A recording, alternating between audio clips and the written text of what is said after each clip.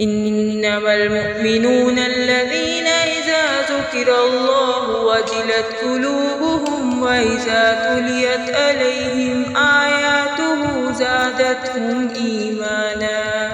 إنما المؤمنون الذين إذا ذكر الله وجلت قلوبهم إنما المؤمنون الذين إذا ذكر الله وإذا تليت عليهم آياته زادتهم إيمانا وعلى ربهم يتوكلون.